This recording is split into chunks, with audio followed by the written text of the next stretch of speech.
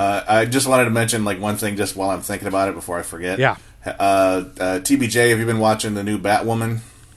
I have. No. Okay. I'm not emotionally ready. All right. I just saw that I believe episode 3 was entitled Batgirl Magic. Oh my gosh. I should have mentioned, I thought of you when I saw that too.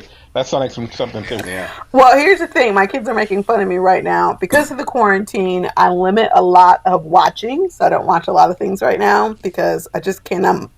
I cannot emotionally handle the unknown, even if it's in a TV show. So I'm like, no, I will only watch things that I know what's happening. I've rewatched a lot of things, or like Hallmark movies because the formula is the same. I won't watch anything else, even if I'm dying to watch it. I wait. Like, I've got WandaVision in the mix because we're talking about it, and my son makes me sit down every Friday. Mm-hmm. But I am on hiatus for new content for watching right now. Okay. Because I understand. Quarantine brain is like, we can only handle what we know is going to happen. No unknowns. Well, I can tell you something good. Have you seen Your Attention, Please? I just saw the trailer for on that. Hulu with Craig Robinson.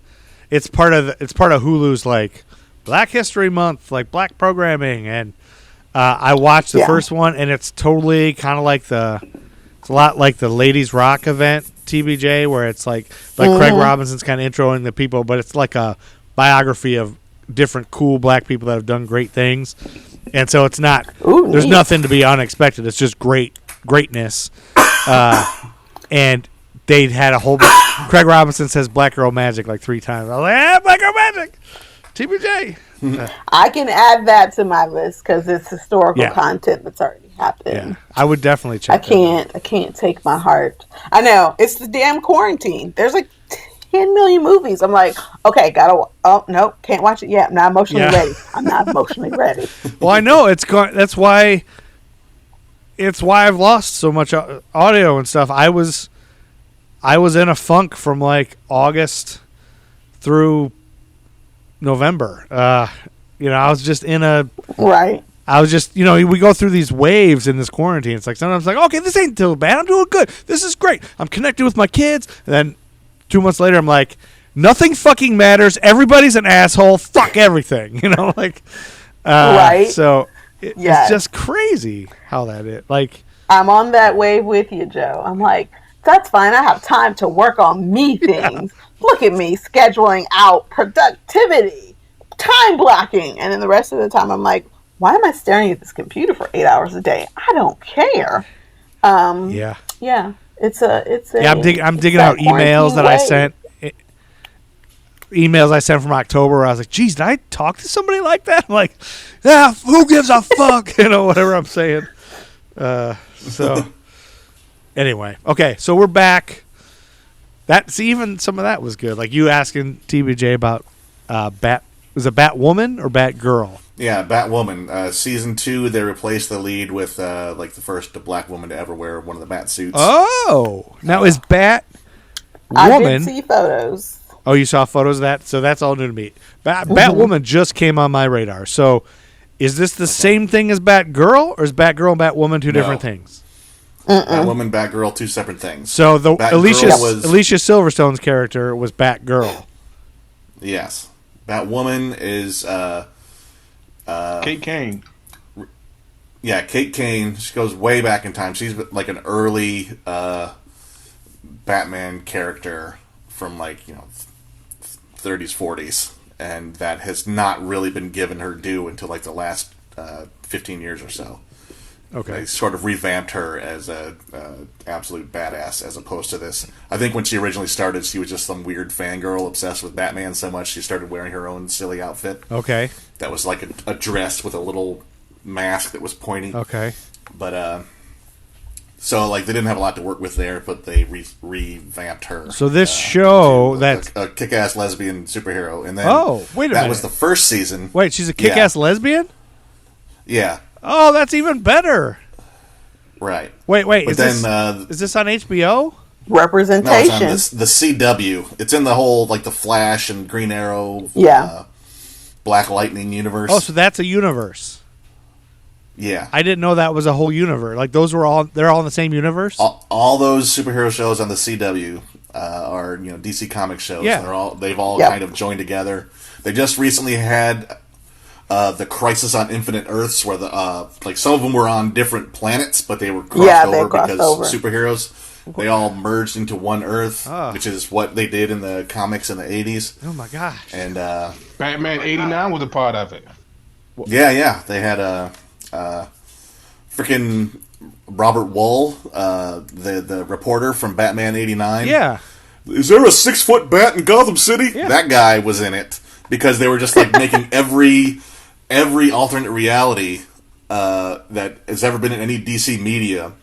They sort of were able to kind of put them into that. I was hoping Joe's brain looks like he's having a hard time. Yeah, my brain just exploded because that's shit I love. That's why I love the MCU, because I can slowly take in all of this. Well, the DCEU is pretty much the same.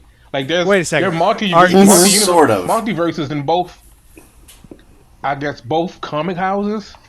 So you have but these aren't in.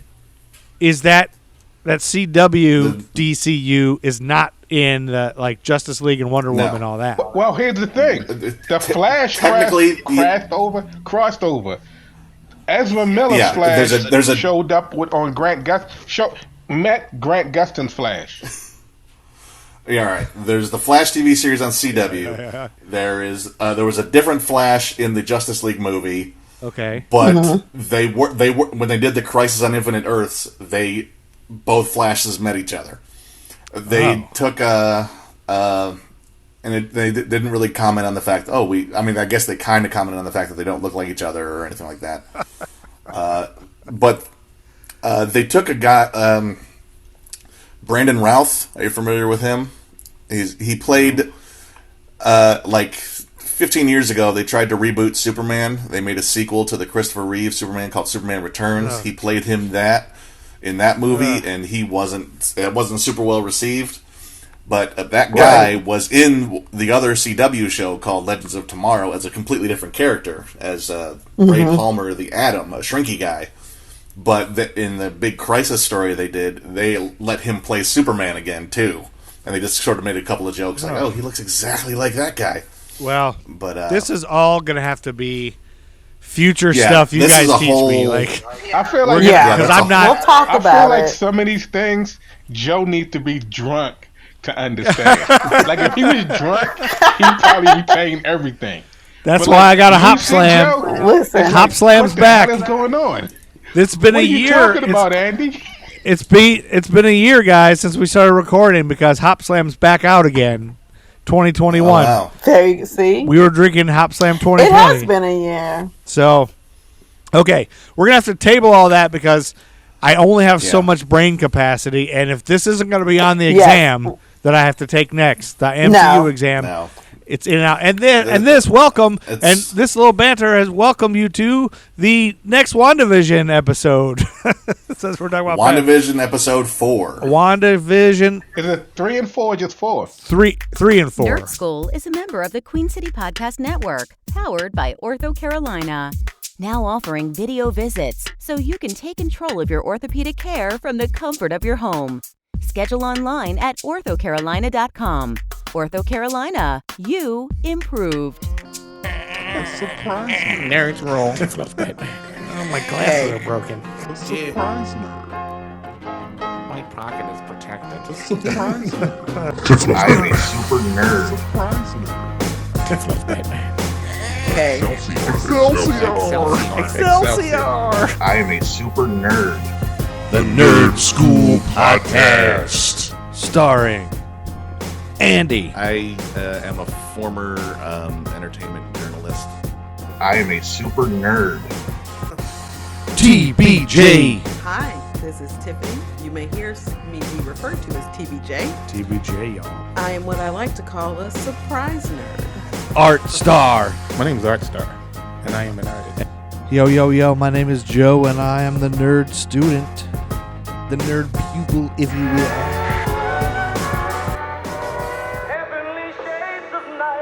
And my mind was blown when I watched 3 because so much you guys hinted and guessed and said happened right before my eyes. I felt like now there was no cow person, so I was disappointed in that. No, there was no Bova the cow lady. But you guys guessed it right. They went into the 70s, and the last 2 episodes were great. I was happy with 3 until 4 blew my socks off. It was so good because that's what you guys kept promising they were going to build to something like this. I kind of like in hindsight that they didn't tell us that that's what was going to happen. We just had to have our faith in Marvel. And you guys all said that. You guys were like, trust in Marvel. Like, have your faith that they're building to something. And I was I wasn't ready to give up, but I have a lot of friends that were like, this is stupid. What is this? I loved it. I loved what they did, how they like jumped to the, like you didn't even see any of the WandaVision for the first half episode 4. It was just like bringing it all in. And then when the girl from Two Girls in a Cup in a pizza place. It's 2 broke girls. I knew you were going to get excited when you saw her. Something in me said, Joe is at home going, oh my God. And I think Joe should love her too. Is the fact that like her character, Darcy, Kat Dennings is Kat Dennings, is Darcy, is whoever. Like she plays, it's weird. Like she played this. She has like, like I always say, Adam Sandler. He's kind of like not, because he's Adam Sandler in everything, and it doesn't necessarily work. Kat Dennings play herself in pretty much everything she does. It's almost like the exact same character, but it still adds to what you're watching. Like her quips are just like it always works. It always works. It's amazing. She's so dry and sarcastic. I love it. And I like that she's a doctor now. I mean, we haven't. This is her first appearance since the Thor sequel. She hasn't been seen at all since I think that's 2013. So and we were just talking about Thor. She was a major in political science, is what she said. Right. And she was just getting internship credits with Jane Foster. But apparently that rubbed off enough that now she has a doctorate in astrophysics. Yeah, I loved it. I loved that. Can we talk about... Go, TBJ. I was going to say, can we talk about the badass moment when they call her and she was like, doctor. Like that for me. I was like, yes, girl, read them for your title, because you best believe if I got a PhD in anything, even if it's English, you about to call me Dr. Tiffany everywhere I go. Everywhere. Will we call you Dr. Tiffany or Dr. T? TBD on that. I'll get back to you. It's TBD on Dr. TBJ. There you go. She has not aged at all. She still looks fabulous, and I love that whole thing too, that they made her a doctor. And that she didn't have to be stuffy. She's still funny and silly and eating chips and girl power. Like anytime, I don't know. And she's actually invested in the sitcom. I like that she's the one that's actually watching the sitcom so much that she's following the storylines. That was hilarious. I now love that character. And so, in fact, I love her so much that I'm probably going to go back and watch 2 Broke Girls. You about to make me say 2 Broke Girls. Okay, so, yeah. So I love WandaVision. What did you guys think? What were your takeaways, I guess? I mean, it's interesting for a show, at least it's like being steeped in the nerd knowledge. Like, it's like I kind of know where it's going, but I don't. Like, Marvel's good at using like the bones of a story that I'm familiar with, and then changing it up enough to keep me guessing and keep me surprised. Like it's not going to play out like the comic books exactly did, which is a good thing because there was some stuff about those books that I remember not liking, although I couldn't articulate it. It's been so long, but it'll be interesting to see because at the end of this one, we're hearing it's all Wanda, it's all her. Whether that's true or not. That might turn into something else. That might be something that Monica doesn't know. But Wanda's in some kind of control, and she's in some kind of crisis mode where she's created this bubble for herself to try to protect her own sanity, I guess. and she's throwing out anything that doesn't work. She's editing it. She's cutting it on the floor. I wonder if we'll find out, by the way, like, we don't know much about my childhood, but I always kind of was interested in being a television show producer, or I loved watching old sitcoms in Sokovia or something like that, and that'll be like her hook of why she's picked this world to hide in. But it's like, so yeah, like, we know, nerds know that Wanda has some sanity issues she has to go through, but we don't know exactly where they're going to take it.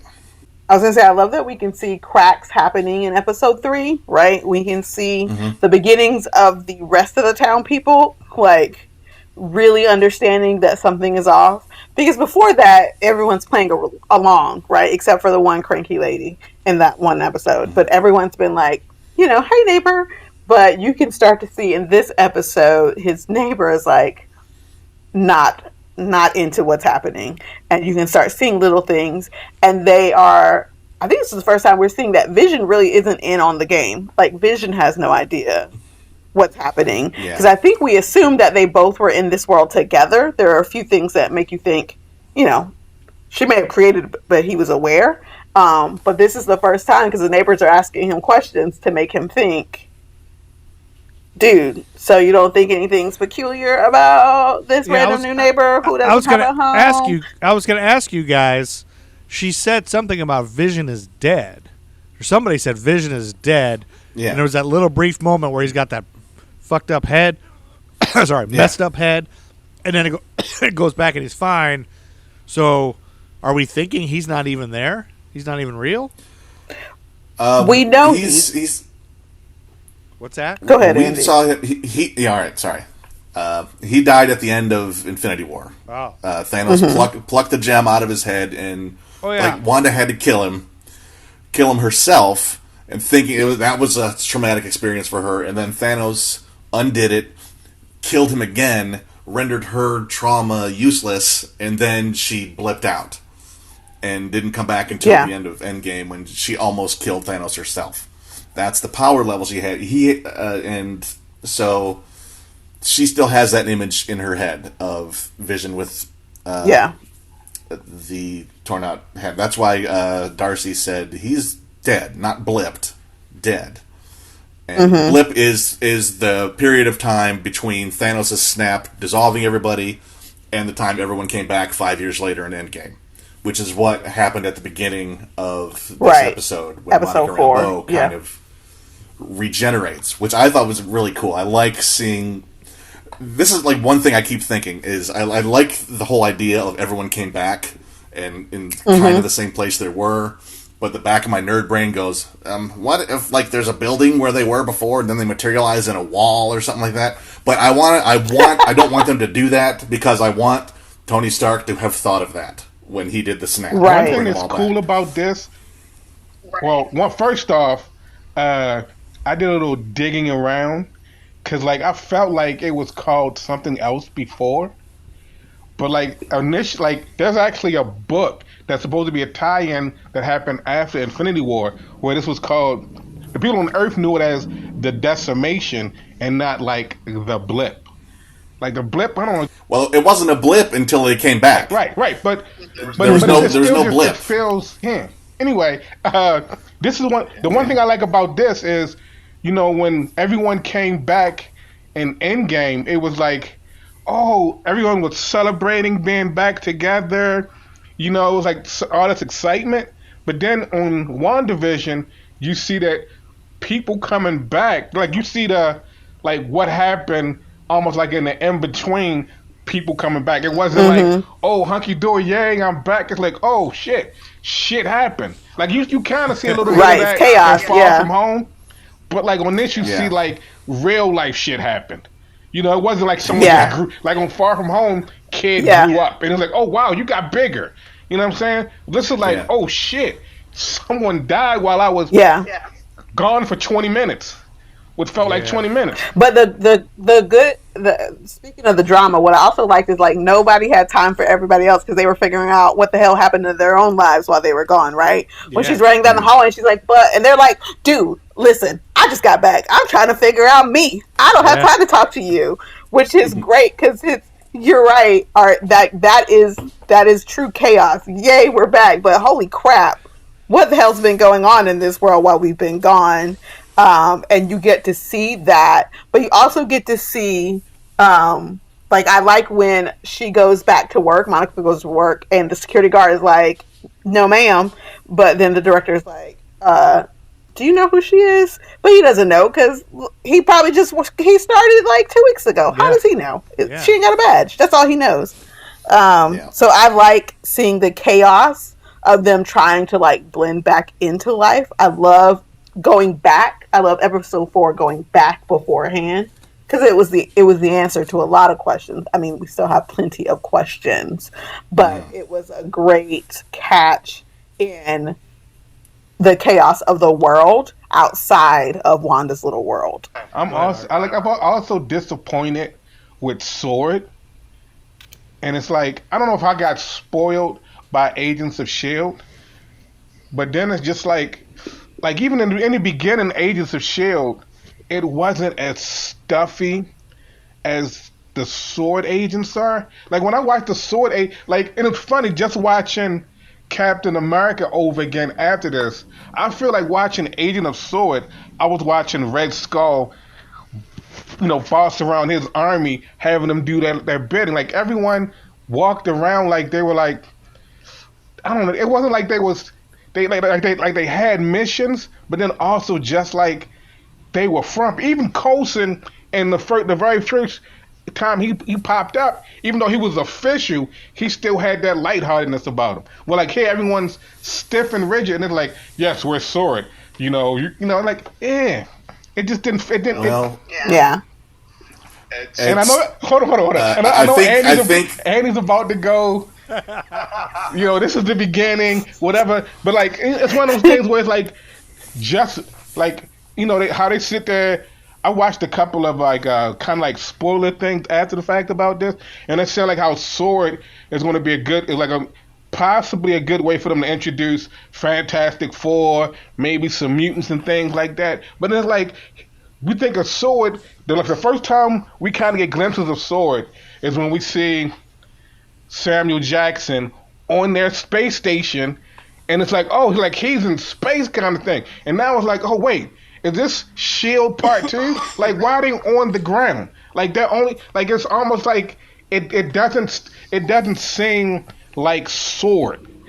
It seems more or less like we found somebody to replace S.H.I.E.L.D. Let's have them come in and do the stuff that S.H.I.E.L.D. would do. And it just like I'm looking for like some sort of extraterrestrial walking around with them, some kind of seer, some telepath or something. Even someone, a telepath in a suit. I'm like, where you at? Where you at? Like, so for somebody who doesn't know. Hold on. Sorry, Andy. I was just gonna say somebody. I was gonna say we have one episode where we've seen anything from Sword so far. They can all be Skrulls, as far as we know. They can all be Skrulls, but still. It's one of those things where it's like, and I guess I'm pretty much doing the same thing people did when they watched the first 3 episodes of WandaVision. But you have like all this like Captain Marvel in your head. You have Samuel Jackson in freaking space. I've seen the end of S.H.I.E.L.D. We see, and like I don't know, but Daisy, she was in space. She could have been going to, be with with Nick Fury. So it's like, then I see this, and I'm like, Sword, why are you here? Like Jimmy Woo got this handle. Y'all can sit down. well, it's like they made a whole speech in there, like the dude who's the head of Sword now. The whole thing about how like their mission got derailed. Monica's mother built a lot of Sword. And he seemed like he became part of this, but they got like half our people blipped, and everyone else got completely terrified of going into space anymore. So like they're trying to build back up to the point where they're actually looking outwards and protecting against space threats. Okay, teachers. I mean, hold on. I have some questions. Somebody who doesn't know what Sword is, like, so I know what S.H.I.E.L.D. is now. Here's my questions about Sword. Yeah. I know it's the same kind of thing. SWORD probably stands for something. And now they've made them kind of like S.H.I.E.L.D. in modern day. Is it the same kind of thing in the comics? Is it Is it just the shield for mutants or whatever? Or it's basically Sword was basically I think it was invented. I want to say just maybe 20 years ago with the I think the Astonishing X-Men run that Joss Whedon did. So it's a newer comics. Thing. Relatively, I mean, like the 20 years ago was still newer. Yeah. But it's basically S.H.I.E.L.D. except dealing with space shit. Okay. There's so much crazy cosmic shit in the Marvel Universe that they have a whole division dedicated towards dealing with that. Okay, so that's what I gathered. There's aliens amongst the aliens that work with him. Yeah, that's what I kind of gathered based on what Art said. So, Sentient World Observation and Response Division is what Sword stands for. Let me ask you this. Do you guys... is there a reason they used Sword for this and not S.H.I.E.L.D.? I think we'll know eventually. Yeah, we don't know that, right? I mean, I don't know if S.H.I.E.L.D. has officially... I mean, in the TV show Agents of S.H.I.E.L.D., they did.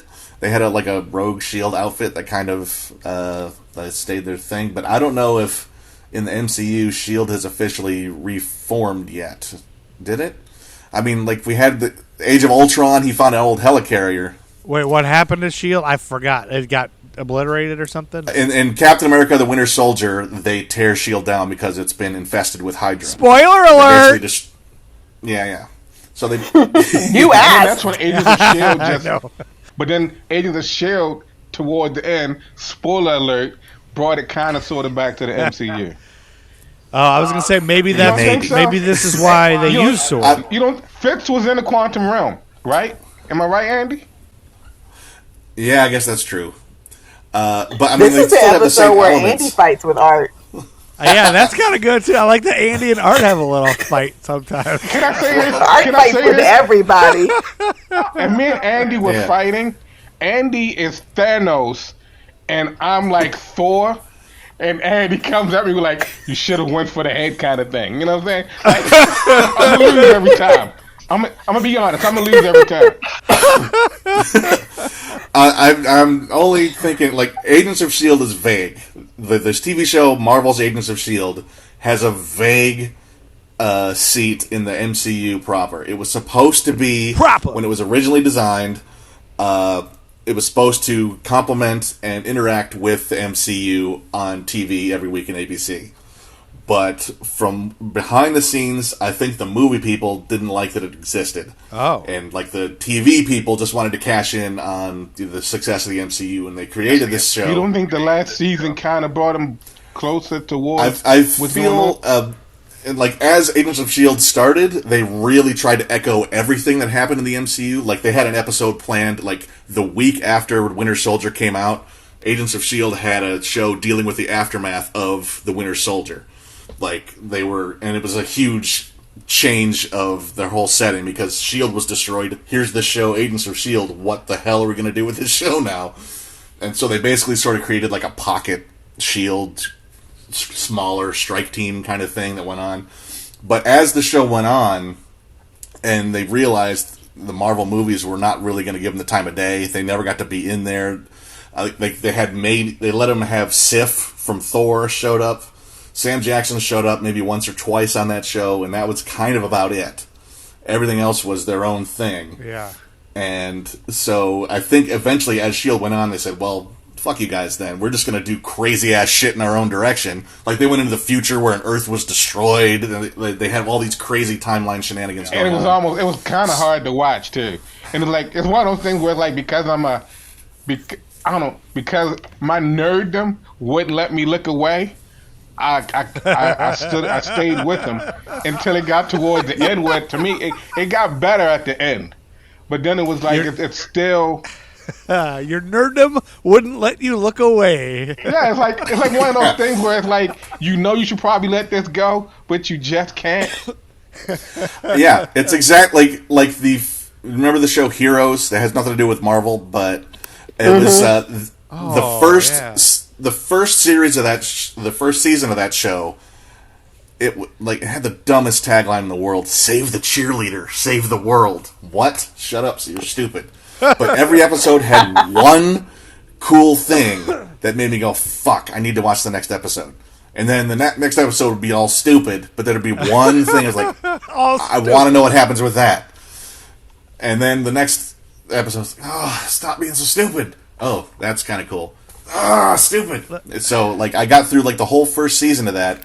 The second to last episode of the first season, shit finally started to happen that was interesting. And then the last episode, it all kind of petered out, like, when was that? Back and was like, fuck you guys, let's watch this. Yeah. I barely remember that. What was that, early 2000s or?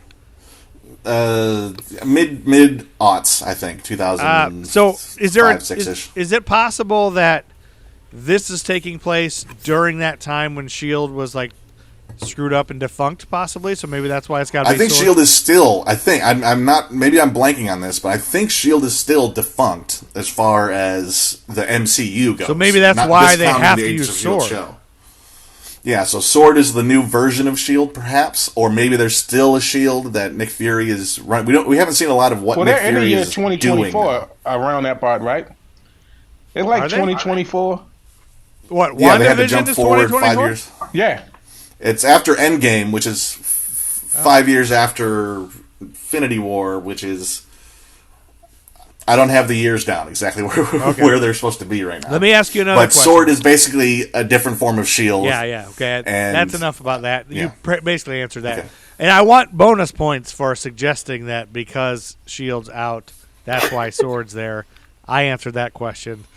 Let me ask you guys this. Did you guys... I'll put a scratch and sniff sticker on your test. Did you guys... Yeah, I was about to say, put an asterisk, though. Yeah, maybe an asterisk. At the beginning of episode... for WandaVision, I guess it was the last one when she... Was it episode 4 when Rambeau is her name? Right? Monica Rambeau. Monica Rambeau, like when she appears in the hospital. Was that 4? Yeah. Yeah. When she appeared, did you guys instantly recognize her as Geraldine? Yes. Well, since she was a crucial part of the end of episode 3, and we've seen her through the... I had forgotten all of that. I forgot that whole thing, and I thought there's a whole new thing. I'm so dumb. It didn't dawn on me until that was her until... The end of episode 4 when they got to that. No, not the end, but when they showed her like pushing on the bubble. Oh. Like when she was pushing on the bubble, I was like, "Oh, that's Geraldine!" Oh, so just so you three nerds know, most people that's when the light went on. Like you guys all knew probably immediately, but you guys probably also already knew there was a character named Maureen Rambeau or something, right? Monica Rambeau. Monica Rambeau. Here, I mean, let me give you a little history. Captain Marvel, you would know. Have you seen Captain Marvel? No. Do you see the Captain Marvel movie? Okay. No. All right. No, maybe. Well, I don't think so. I think you would know if you saw Captain Marvel. Has it come out since the pandemic? No, it came out. It's been out before. It came out between Infinity War. No, right before Infinity War. I think I saw. That's with Brie Larson, right? Right. Yeah. Yeah. I think I took my... No. It came out after Infinity War, before Endgame. It became between the two. I think I because took... the teaser at the end of Infinity War. Yeah, I think I saw it either out of order or something. Like I think I took Audrey to see it because I like her seeing girl power as much as possible. Yeah. But then I didn't know it was happening, so I think I was like, and that's part of why I wanted to start this podcast because I got all screwed up with the MCU. I didn't understand everything. I had too many questions. And I was like, there's not enough time for you to answer these questions, Andy. We need to start all over with a podcast. Okay. That way I can reference everything you've already said that I've already forgotten. Because I've listened back when I'm editing this, I'm like, geez, I'm asking the same questions I am now that I was episode 2 of Nerd School. So, because I just don't. So you're not retaining anything, is what you're saying. I just don't have the capacity anymore, like with the brain cells. I'm killing but brain cells. I believe if you watch it multiple times after the fact, it'll pop in your head like, oh wow, I remember that. Spoiler alert, Art. That's exactly what I found out that has happened with Captain America. When we get into that, I'll tell you guys. Like I knew what was happening in Captain America because I've seen this one more than all of them. I think this last time I just reviewed it was probably like my 5th or 6th time. I don't know why, but It's a good one. It's good. It's one of the best. Yeah, I love the story of Captain America. I just love the It's one of my favorites. Yeah, something about it that I think really. I'm gonna be the odd man out on Captain America. It is not one of my favorites. I don't. Let me clarify. I don't think it's that he's my favorite. It's like I've always thought seeing Captain America in comics is like that's a complete douchebag. Like how could that ever be believable that that's a superhero? Like wearing that dumb thing on his head. Like what are the stupid wings? Like what are those wings? Could he fly with those things on his head? Like what the hell is Captain America? And he never was in cartoons. He was never anywhere except like I would see him in written comic. At least my childhood. I never really. I just saw him written somewhere. I never saw him portrayed. So I think I was fascinated with the fact that, and I didn't even know then that he was frozen in ice and all that shit. But I was just like fascinated by what is that guy and why has he got that thing on his head? Wolverine too, with the way. So I think more than anything, I was like, and when I saw it, I remember thinking, "There's no way this is where the MCU dies because they can't." And they somehow did it. Thor. So anyway, that's what I thought about the first Thor movie. Is like, how are they going to translate Shakespeare bohunk idiot? Yeah, and they did it with Thor. Yeah, and I thought they did it with Captain America very well. Yeah, I did too. We'll get to that. We'll save that. For a future episode. But let's finish WandaVision. So you guys all knew that Monica Rambeau. It's so crazy. Like I didn't recognize her at all. I guess because 70s and 50s and 60s styles were so different or whatever, and they did great with the costumes. But then she looks. Then I liked how like after getting to know her as Monica Rambeau. Then when it flashed back to the 70s dude, I was like, she looks good in that 70s dude. Like not that she didn't already, but. Now that she's, now I'm vested in her, like I wasn't vested in her when she was just a neighbor. Well, let Andy tell you some backstory on her so you can get even more invested. Yeah, tell me. Let me give you a little bit about Monica Rambeau. Well, in the MCU, we saw her already as a kid in the 1990s in Captain Marvel. Oh, and her mother was Captain Marvel's best friend. So now we haven't, but the universe has. We haven't covered it. People in the world have. Yeah, we'll eventually get to Captain Marvel movie. Yeah, but in the year 2027, we've seen her there. Yeah, yeah. So this is her first appearance as an adult. Is in this show. Really? Yeah, but she's in the comics. Pardon? She's in the comics, though, right? Yeah. Okay. She was created in I'll shut up. 1982 by Roger Stern and John Romita Jr., whose father, John Romita Sr., was one of the seminal artists on Spider-Man. He, JR, as he's affectionately known, John Romita Jr., has a very kind of distinct style to him that is also really good for Spider-Man. But anyway, when she was initially created, she's from New Orleans in the comics. I don't know if that'll be... Nolans. Yeah. She came in and her name was Captain Marvel. That was the name she took. Oh. Because when she has superpowers. Oh. At some point. I don't know if she does now or if she will, or eventually she's got to develop them. Because when Wanda pushes her out, you still see like the hex energy around her, and she's outside of the hex. So yeah, we could be seeing her getting her powers in this series, where she has the ability to basically transform herself into any form of energy on the spectrum, with varying result. Like she can just take energy forms of very different kinds of energy. Like she can turn herself into a bolt of lightning, things like that. But she's one of the more powerful Avengers there are. She is the first black female Avenger. And, Black History Month. Yep. And she actually became the team leader for a while as well. Wait, she's an Avenger? Yeah. I didn't know she was an Avenger at all. I thought she was just somebody from the comics. She becomes Captain Marvel, like the new Captain Marvel? Yeah. Captain Marvel has a long, weird history. Okay. But she's kind of separate from that. Okay. She just kind of took the name. Okay. Because the press started calling her that name. She didn't even choose that name. Now, it was just when she kind of became a superpowered person, they started calling her that. And she just took it, not really, or she just let it happen. She didn't care that much Captain about it. Marvel is a controversial type of thing anyway, right? Because there's a DC character named Captain Marvel as well.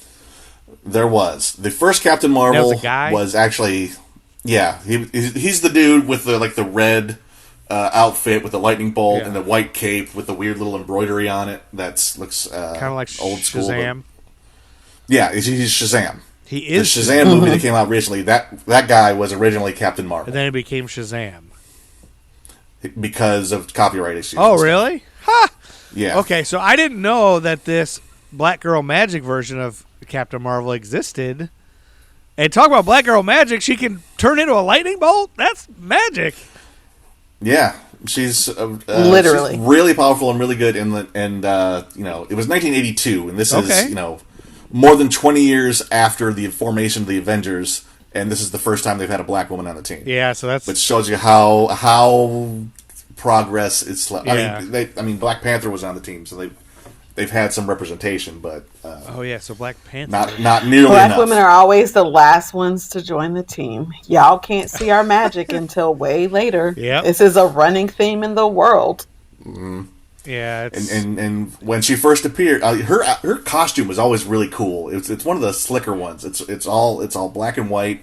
It's very sleek. She has some I think puffy sleeves and puffy boots, but other than that, it's a really cool two-tone look that I is one of my favorites. So and she had that 70s hair. TBJ, you're familiar with? Oh, so is that why they did the 70s thing? You think? I think so. I mean, it's. I mean, I think they were going to work their way through the decades. WandaVision is working her way through the decades too. But if they're going to tell us why, I have my theory why she's working through the decades. But can you share it? But I don't think it's coincidence. Well, my theory. So Andy thinks the backstory is maybe she wanted to be a producer. I think the backstory is that's just when guess. Things were. I know that's your theory. This is my theory. Right. I think growing up, life may have not been easy.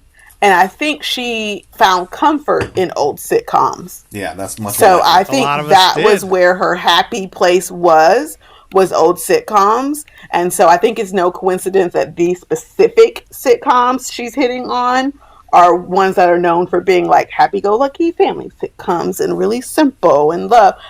So my theory is we're going to find out that that's her happy place. Yeah. Because we know she's off right now. Mm-hmm. Not everything's okay. And, my happy place, if I ever go into a psychotic break, y'all, I'm sitting on the beach in my brain somewhere. But I think she is going back. So I don't think we see Monica first in the 70s. And Marvel's known for throwing out their little hints. It may be why we see her for the first time in the 70s, but I think it's just the timing of when she came on the scene. Mm-hmm. Okay, now, so that's great. Can I say something real quick? Yeah, go ahead, Artstar. It just made me think about this. It's like, you ever had that moment where either you're so nerdy or you're so smart that something simple goes completely over your head? I have that all the time. Except it's not because I'm so smart. I'm talking to the professional nerds. Not me. So when I was watching WandaVision Friday, I was watching it and I was going, WandaVision. Wait, WandaVision. I had this whole thing. Really? Because I was thinking, she's doing sitcom. But then I was like, wait a minute. Wanda and Vision. Both their names are in the title. And I felt, in that moment, I felt like secretly my nerd card got revoked. But then I was like, hey, sometimes, you have so much in your head, the simple things get, they go over your head. Oh, gosh. That was very brave of you to admit. I can't believe you admitted that, Artstar. It be like that sometimes. Oh, that tickles me. Yeah, it is like that. Listen, and that's that is hilarious. Like I said, I've been watching a lot. Like, usually when I watch these episodes, I'll go and I'll watch like the whole Easter egg kind of thing. And I've seen someone try to make a thing about how this town is called Westview, and like in the middle it has TV, and I'm like, yeah, that's a stretch. Yeah, but then that's why I'm just sitting there like, wait a minute, WandaVision, Wanda and Vision. I will say, oh my God, I almost had to. That's the best thing you said. That was great. Yeah. I almost had to rewatch it again because I watched it on Friday also. But then before we did this, I was like, I feel like so much happened in that last episode that I don't know if I've processed all of it. So, well, I think you're not, because there are things you don't know yet, right? Yeah. So think about when they start naming people. those aren't random people. One, when they start naming the inhabitants of the town, not all of them are random people. Yeah. But you don't know that yet because you're coming into this fresh. Let me ask you, nerd, something, because I've seen. So now that we're doing this podcast and I look up stuff all the time, my Google cards. I don't know if you guys have Google cards, but it's just like Google just shows you headlines that it thinks you might be interested in, and now I get so many superhero ones, and so I try not to read if there's spoilers about what we're going to talk about. But there was a WandaVision one, and it was like a picture of, I can't remember the guy's name, but the neighbor who started cutting the wall, and it was like, why was Floyd or whatever his name is cutting the wall? Herb. Yeah, why was Herb cutting the wall? And I was like, I almost clicked it, and I was like, oh, I don't want to know why he's cutting the wall because I think you guys will tell me or something. So what was up with cutting? I don't know the answer to that. I don't know either.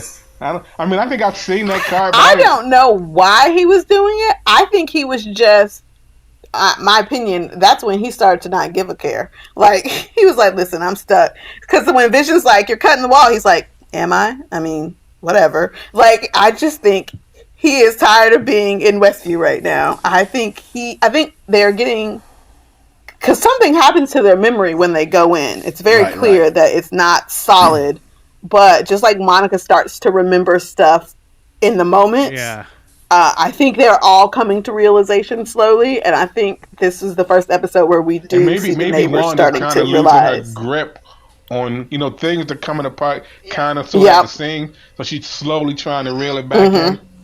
Yeah, let me ask you guys this. So, as Tiffany, you started getting to that when they started naming people, and you're talking about identifying people that are in this reality and getting their dossier and recognize them with face recognition, whatever. And the mom from 70s show has a name. A couple, the guy that works with them has a name. I originally was going to guess, are these people just figments of her imagination? But I forgot about that bit where they named these people. So, what are you guys thinking this is? Are these excuse me, are these people, so they're not people that lived in this town that she's putting a bubble over. They're people that they're going to figure out somehow, how Sword is going to probably figure out how these people fit, right? Somewhere, or what do you guys think these people are? My guess is that she just put up this bubble over this town and has sort of repurposed all the people who live there to fill roles in her sitcom world. I think these are all residents of Westview. I think. See, I don't think they are, because they do say somebody is not from America in there. So I think some could be, but I don't think they're all. Why would they have to scramble to figure out who they are if they already lived there? They would just get a phone book or whatever of that town. I mean, you still have to identify specifically who each person is, because you're trying to sort of make a map of who's in here, who are the hostages we're dealing with. Some people in there probably, like Tiff said, will be somebody else. But then, like, some of the names, it was weird because they were like saying some of the names that they gave to people were actually just like names of like producers and things on different. I don't think there's anybody. I wanted to Google. They're not a name I recognized. Okay, I didn't recognize any of the names from Nerd Stuff. But this is New Jersey. They're in New Jersey. Okay, well, that was going to be my other question for the scientists or whatever. Like, as they were showing the credits of the show, of the WandaVision show.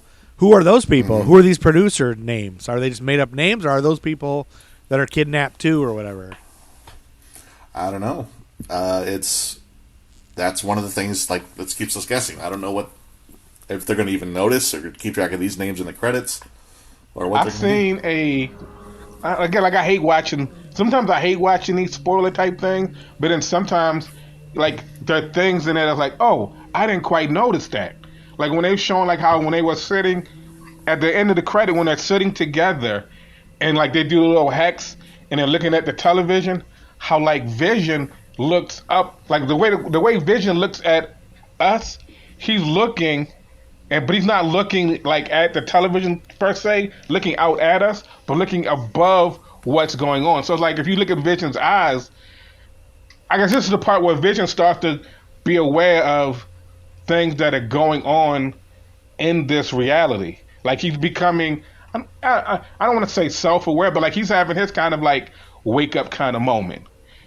You know what I'm saying? Because even when they show the promos, I think he's waking up. Yeah, for promos for the next episode, the next couple episodes they've released, where it looks like, I guess, him and Wanda might be doing some sort of battling. Like, he even wakes up the one chick, and she's like, "Am I dead?" You know?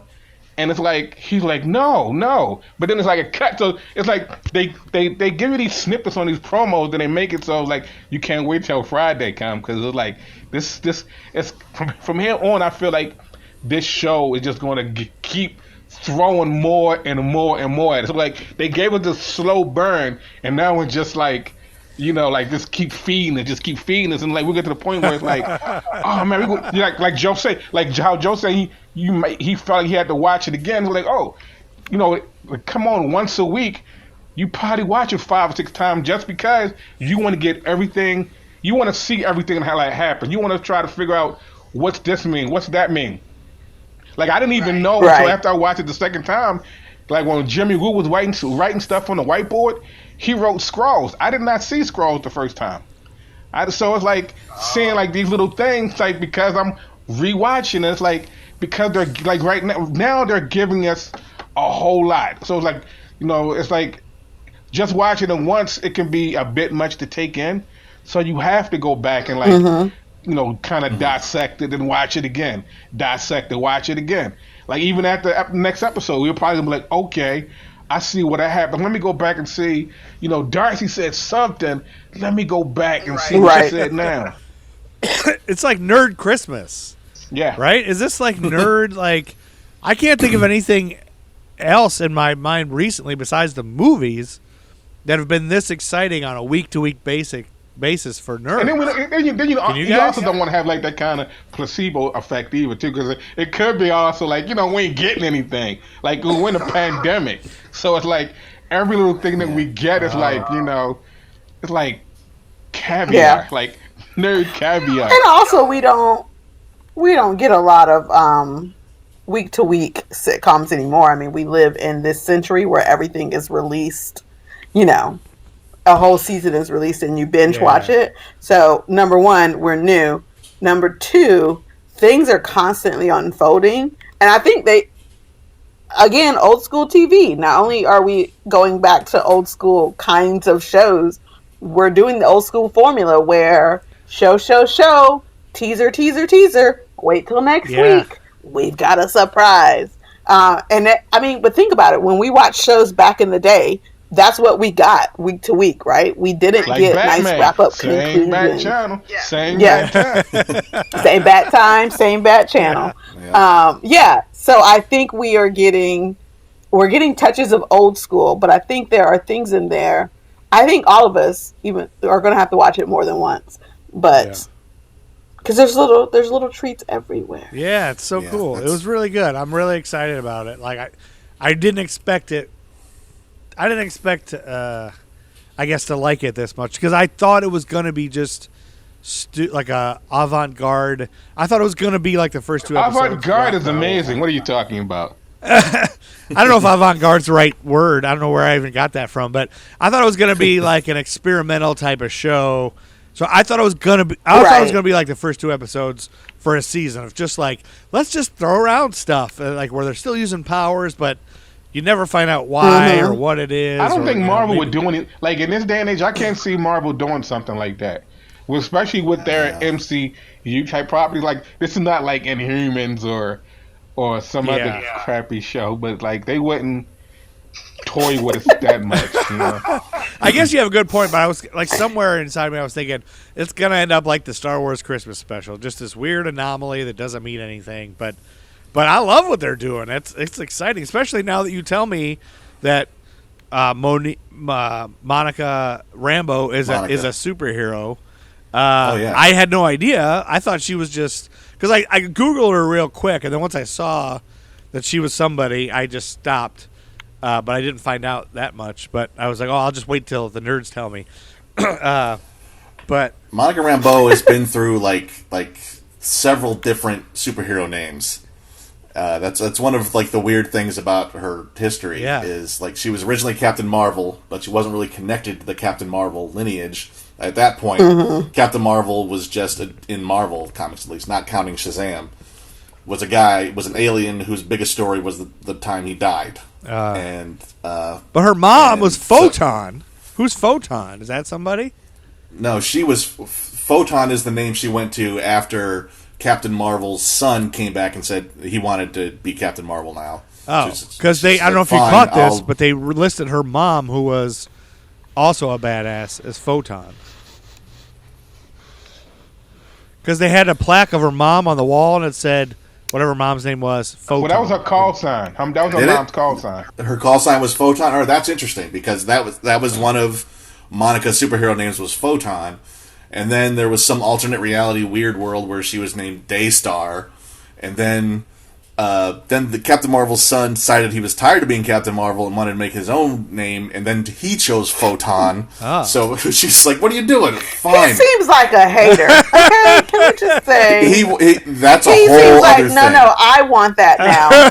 He was crazy. Now. That was a whole crazy ass, like almost borderline supervillain version of Captain Marvel. That whole story. Once she made it cool, so she went to Pulsar, and then I'm not even sure why she changed it. I think these days she's Spectrum, which makes more sense because she has a whole spectrum of different energies she can become. So will they spin her off into her own series? Or she's the new leader of the next time the Avengers reform. Oh, another movie then. So she might be. We just don't know. Let me ask you this: the actress playing her, do we know her from anything? Is she famous already, or?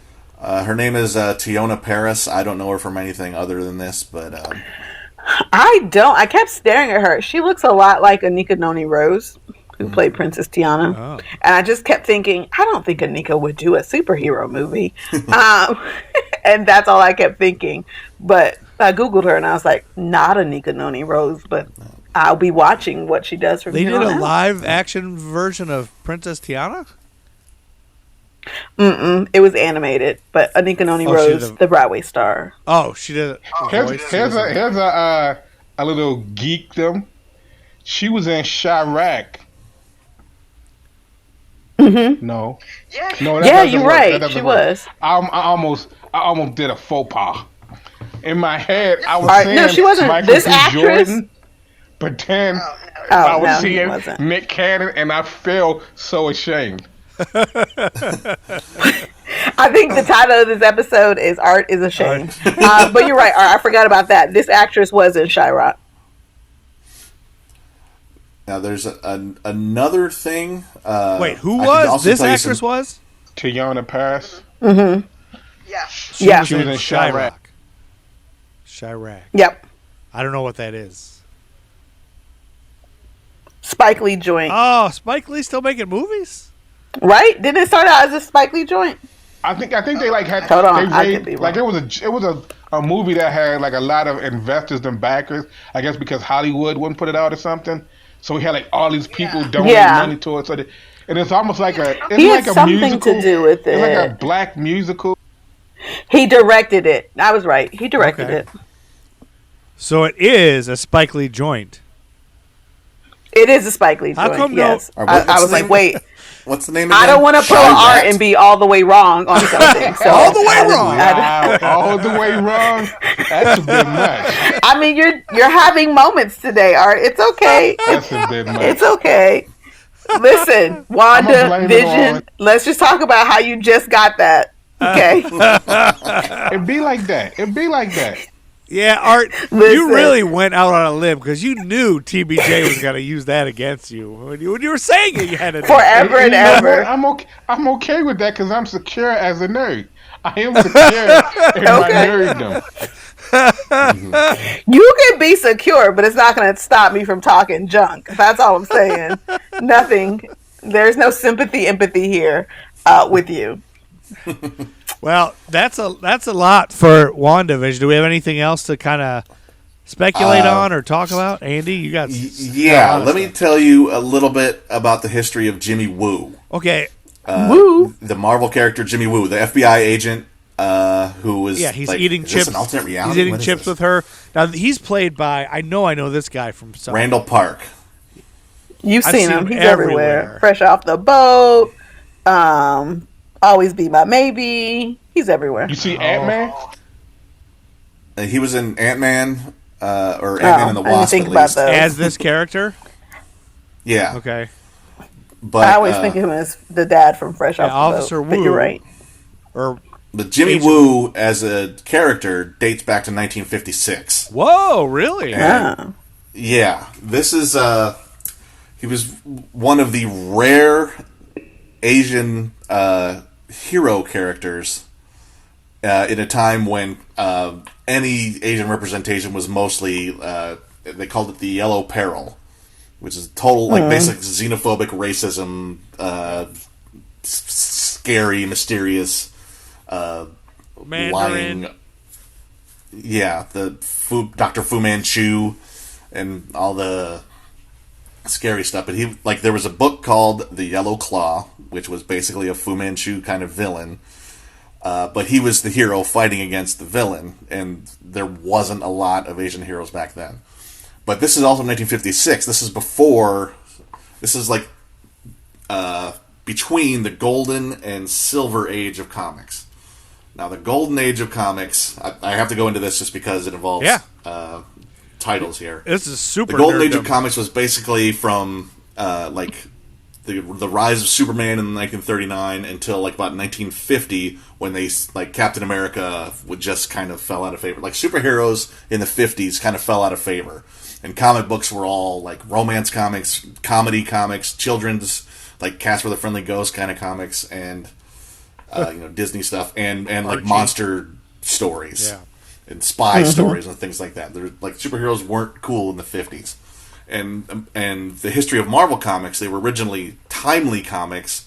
By the time the 50s came around, they named themselves Atlas Comics, and it wasn't until the start of the 60s that the name Marvel Comics referred to the whole imprint.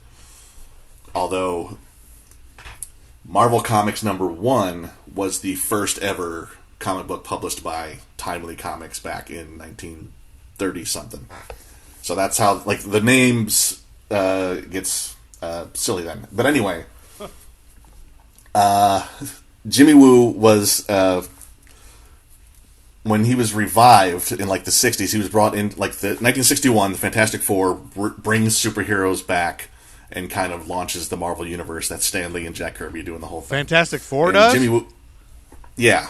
Okay. Those are the first, like, Silver Age superhero. That's the Silver Age, Fantastic Four. Am I going to have to know dates for the exam? No. No. We'll let you slide on dates. Okay. They'll be story problems. All right. It'll all be story problems. Yes. All right. But, so, Jimmy Woo, like, he was only kind of in that one 1956 story. He didn't show up again until he was an agent of S.H.I.E.L.D. in the 60s. And he wasn't a superhero. He was just Jimmy Woo. No. He's just a guy. Agent of S.H.I.E.L.D. kind of guy. Yeah, he's just a guy. He was an agent of S.H.I.E.L.D.? Yeah. He's an agent of S.H.I.E.L.D. At least he was a title, and he wasn't just like some guy. Yeah. But he wasn't a superhero. And then there was a brief time where Godzilla was in the Marvel Universe, and there was Godzilla comics where S.H.I.E.L.D. was trying to stop Godzilla, and he was in those. Okay. Of course, you got to throw the Asian guy in there. Yeah. He's supposed to be Chinese in origin. I wonder if Godzilla. So, it just brings to mind when you guys were talking about Thor, and how like Thor is like a Greek god. So I'm thinking there's no copyright because that's mythology going back forever. So I wonder if Godzilla was a similar thing. Like, hey, we can use that because it's not copywritten. Or no, they had the rights to it. Oh, they did. They bought the Godzilla rights. was created in about the same year as Jimmy Woo. Godzilla, I think 1956 was the first Godzilla. Oh, really? Okay. Yeah. All right. I thought that He's was not a a mythological. Not that, but I thought maybe he's been around so long. I guess 56. I guess that would be right. I'm thinking like as far back as any movies, there was probably a Godzilla, but I guess not. Okay. No. King Kong predates Godzilla. Oh, King Kong. Yeah, that's right. Mm-hmm. And isn't King Kong versus Godzilla something new that's coming out? Yeah, that's supposed to be good. It's coming. Yep.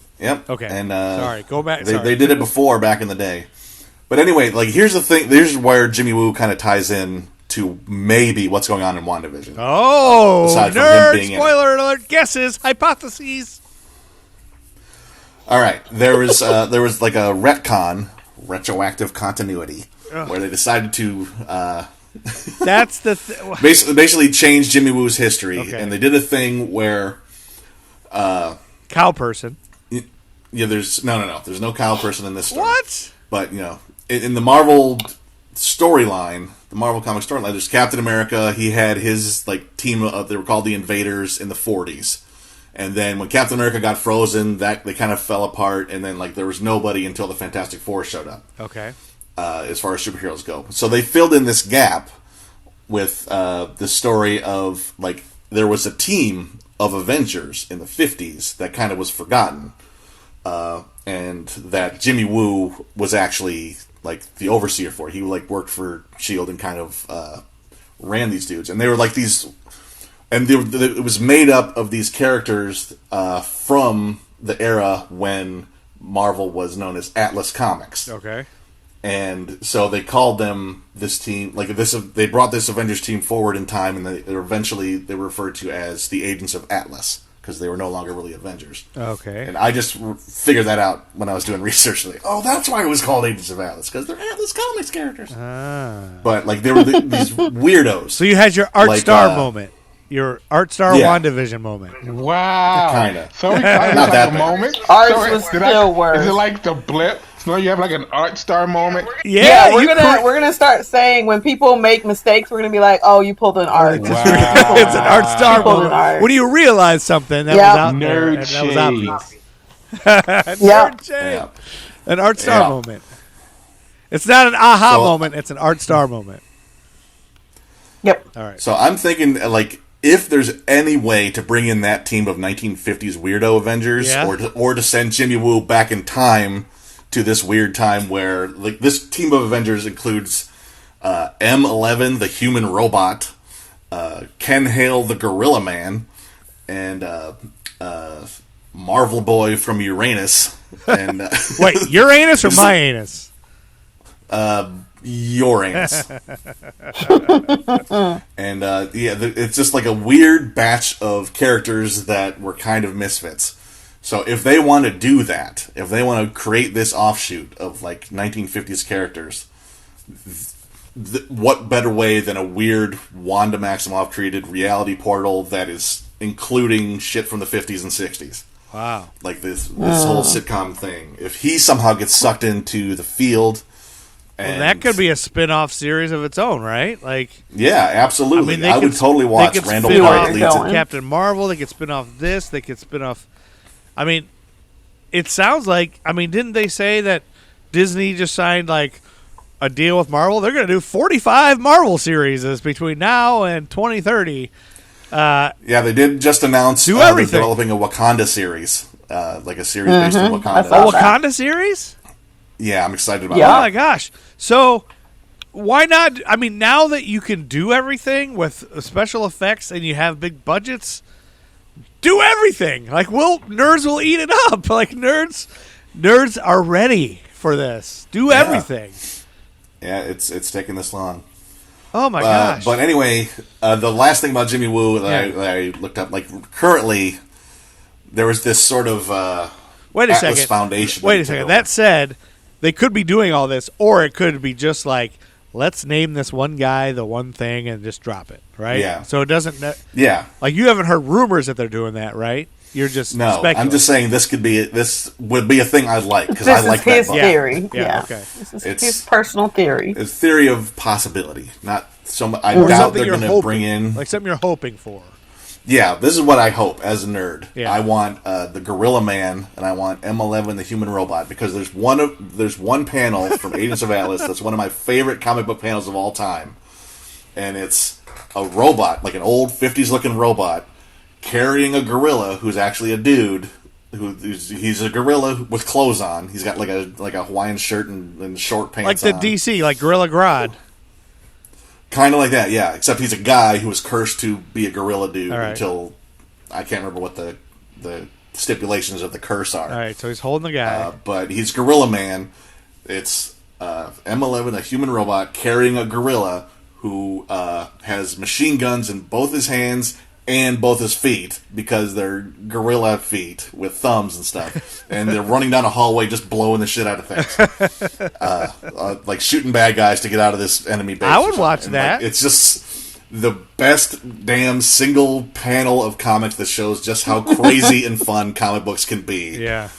That's one of the things I always go to is like, why are comics good? Because a robot can carry a monkey man, and he can have a machine gun in both hands and both feet, and you can do that. Yeah. Whatever you imagine can happen in comic books. You can do it in comic book world. Yeah, and now that they can make anything look real, and I think that's the other thing that I just popped in my mind too, like how good they can make things look now. I think that's what I liked about Captain America, which we're going to get into eventually too, is that I'm blown away at how they made Chris Evans look like he was 100 pounds. You know, like it looked so good, and now that's old. Like that's 2011. Like that's old. So anyway, all right. So that is your that's a theory or a hope you have. That's something I want to happen. Yeah. I want them to bring that weird group of Avengers into the fold somehow. I mean, this is all stuff that I would never in a million years have ever even heard of any of this. Yeah, I know. But would you like to watch a show about a guy who goes back in time to the 50s? And not only there's a weird giant robot that's weird, and then there's a gorilla man, and then there's a weird guy from Uranus. I'll take weird robots all day. But I think what I love about this is that anything cool like that happens, like I'm on the inside of this now. So I'll be like, I kind of know that. Like I kind of had I heard about this. Like I know what this is now. Like even this last episode, the last two episodes, I was like, yes, they're doing the we found out the Beehive guy was not Beehive. But that theory didn't pan out. But we all talked about, you guys talked about Sword before I think I knew it was Sword. And they went back to that, everything we talked about that might be integral was, like with that helicopter thing and the guy climbing up the manhole, like. Yeah, that's another thing that made me think it was like the drone was state of the art, and then when it went through the thing, it became a vintage throwback drone. That's like, so they mentioned that it looks like an old school kind of drone. Like, so if Jimmy Woo goes in there, he could go back to the 50s. That's what I want to think. Oh yeah. Did you guys catch the Monica's sword pendant? Did you catch that both times? The fact that she had one, or did something happen with it? Yeah, there's something happened with it. Did you catch that? It's turned upside down. No, I didn't. I didn't catch anything happening. Upside down? I gotta go back and watch it. Oop, here's Art coming back with an observation. Like how Wanda was like, what's that? Because she noticed her pendant. Yeah. Right, so I saw that. Yeah. When we're, like, after the blip, when she goes to Sword, when she's talking to the security guard, she has on a small little pendant that her mom gave her, gold. That's an actual sword. I don't want to say talisman, but like it's an actual, it's a charm, brooch, whatever. But it's also sword. So it's almost like how when Franklin went through the tunnel, how his thing turned into whatever it turns into, and like how the helicopter, the drone turned into the old school helicopter. The fact that she had that pendant on when she was pulled in caused it to change into that giant sword thing, which is what Wanda noticed. Like, had she not had that on, she wouldn't have changed. So, like, a lot of the time, the thing that you... So, like, when you go... So, what they're showing is, when you're going into the hex, or the bubble, as Andy calls it, it's like your whatever you're wearing, it's altered by, I guess, the time frame. Yeah, the time warp or whatever. Yeah. But like her pendant, it's fitted into whatever is happening. Switched from gold to an actual full-blown medallion, and that's something I didn't see the first time. I'm gonna have to go back and look. Yeah, I don't think I noticed that. So the like next when the dude said, like, "Oh, if you worked here, it would have worked." You could see like a little gold pendant on her neck. Gonna rewatch. Yeah, I know. I think I'm gonna watch them all again. Just a little thing. Just a little thing. It's so. I think. Don't get too cocky. I'm not getting cocky. Mr. WandaVision. It's okay. Not it's today. okay. It's okay. You got a long way to go to redeem. You got a long way to go. But it's a good try. It's a good effort. It's a good first step forward. I like to go on record as saying I was not trying to come back from it. I own my blip. Absolutely. Own your Notice what I blip did or your there. art Notice what I did that you there. pulled an art. I brought it Yeah, back I think- to the blip. I saw it. I saw you. But she won't live this down ever. I mean, now that we're where we are, I want to go back and watch all 4 again. I think before the next one. I'm kind of curious to see if Yeah. there's more clues that we missed in the first couple episodes that we'll understand more now that we've got. I wonder if they're going to get longer. Because like, I remember reading how they're saying like they're not going to be 10, 30-minute episodes. But like most of these episodes, they land in right around 30. You get like 4 minutes of credits, but they pretty much end like right before the 30-minute mark. So I'm wondering if they're going to get longer the further along And we get. there's not after credit scenes, are there? I haven't watched for that. Not that I've seen, no. No, I've stayed and looked, and there's not. You just do it because, it's habit. But they've said they're not married to a runtime, so each episode can be as long as they want it to be. Yeah. So maybe on the So last we'll one, it'll be see. its own Do we little know movie. how Who many? knows? Do we know it's only 10 episodes? I want to say it's 9, but I might be wrong. I think it's 9. Well, what? So, how do you guys feel about it? Are you guys happy about it? Do you love it? Yeah, I'm very curious to see where it Yeah. goes. Does everybody love it? Do nerds I love anything unfolding, so. nerds are loving it, right? Nerds are going crazy. There are there's the realm of nerds who did not like the whole sitcom aspect. They want more of episode 4, like what's going on in the Marvel universe. Yeah. I don't know. I don't want to watch a 50s sitcom. Yeah. It's like, let it establish itself. Let it be its thing. Yeah, I didn't like that This at is- first either, but now in hindsight, I think I like it's blowing my mind a little bit, I think. So This is I didn't dislike it. It just took me a minute because those TV shows were never my jam in the first place. right. So I wasn't even feeling nostalgic. Yeah. Like I tuned in because I know it's going to lead to Yeah. something. Like they're not about to play this and not go anywhere, obviously. But in general, it's not my jam. But you're not about to catch me on the internet going, ugh, and sitcoms. yeah. What's that? As some have.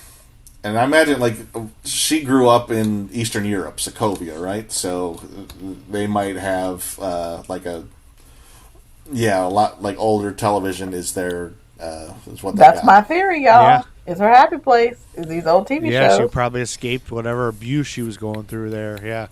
Okay, is there anything else we got to add about WandaVision, or guesses, or things you noticed, or things you're excited about, or anything else before we end this episode? I'm sure by the time F5 and 6 come, our mind will be equally as blown as it was on 4. So we'll probably have more. We'll definitely have more coming. Like this is like the first episode like that was like, yes, this is what we've been waiting for. Well, we first started getting answers. Yeah, and just excited. Yeah, so because generally I'm not, out of all the Avengers, I think probably WandaVision are probably the two that I care the least about. Probably, like I don't really. That's why it's here. It's to go, all right, we need to delve into these characters to make people care about them more. Oh, 'cause okay. They're Yep. still, Yeah. And, it's time to explore the characters that weren't the original 5 Avengers. And do we think Mary Kate and Ashley Olsen are going to show up at some point? No, if they wouldn't show up for Fuller House, I don't think they're going to show up for this. I don't think I don't think you're ever going to get those two back on TV. Ever. You don't think? Because I asked that Again. because Wanda is their sister. Their right? sister, yeah. She's their younger sister, right? Yeah, I believe so. Yeah. She probably doesn't even talk to them at this point. Oh, burn.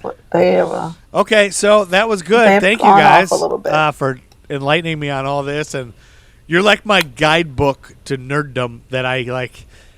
It's like you guys are like my you guys are like the picture pages I get in the mail that I can play along with the TV with. I see. Like I run to the mailbox and take you guys with me, so now I can watch the show and understand it and play along. You also have a safety net, right? If you get confused at the end of the show, all you have to That's do it. is I put down my From phone. school. I put down my phone. I'm like, I don't need to Google it. I'll just live Google with live humans, that'll explain all of it to me. Live Google. And so you guys are my live Welcome Google. to Live Google. So, but that's all the time we got for this WandaVision special episode, which is long. We've been It's longer than the WandaVision episode itself. Yeah, we've been talking for a long time. But so thanks for listening to Then Nerd School, everybody. we also covered 2 episodes, though, so. Yeah, we did. Oh, that's true. But before we go, I just want to give a shout out to Isaac Exploding. And I'm going to read his review because he is the first person to review on iTunes, Apple Podcasts, whatever it's called. He has reviewed Nerd School, and he says, "Go to Nerd School, everyone. Great pod for a new comics fan, veteran reader, or just someone with passing interest in the MCU or pop culture in general." That's from Isaac Exploding. Thank you, Isaac Exploding. And that's Thank you. Isaac Exploding. Yeah, thank you We need for to that. come up with something for our Nerd School fans. Some sort of name. For our series to be following. Like a parrot head, or like Jimmy Buffett's parrot heads, or Like the my heads. favorite murder has the Murderinos. Nerd Herd. Crime junkies have fellow junksters. I don't know their official name. Nerd Herd's probably already a thing. We can right? put some thoughts. Probably. Let's Nerd not Squad? call anything a herd. Let's research. Yeah, there's it. somebody in my neighborhood that's got a bumper sticker that says Nerd Herd on it. So Yeah, so that probably is taken, I would imagine, if it's already a bumper sticker. how about Schoolies? Yeah. Schooly D's, Schooly G's. Why are you adding letters onto Schoolie? Isn't there a Schooly D. Schooly D is a rapper, right? Yeah. I know, but we can't be him. And then you just kept adding other letters. We'll just call all of our rappers Dale. I mean, all of our fans Dale. All of our rappers. Dale. We'll call them all Hey, Dales. fellow Dale. All right, Dale. Fellow Dale. All right, so thank you guys. Excelsior. Excelsior! Excelsior! She won't say Come on, it. Tiff. Give it to us. Give it to us. Not gonna do it. Not gonna do it. Not on command. Not until she's ready. She might bust it out All right, so some other time. When I'm ready. Yep, Andy. Wait, good insight on a Tiffany, Andy. I never do anything people want me to do. it's all You tell me to watch Bridgerton, I go, hell no. I watch Bridgerton when I'm ready. And I'll probably be here from now when I watch it. Excelsior. Nerd School out. Later day. Nerds roll. My glasses are broken. My pocket is protected. I'm a super nerd. Okay. Excelsior. I am a super nerd. The Nerd School Podcast. Nerd School is a member of the Queen City Podcast Network, powered by Ortho Carolina. Now offering video visits so you can take control of your orthopedic care from the comfort of your home. Schedule online at orthocarolina.com. Ortho Carolina, you improved.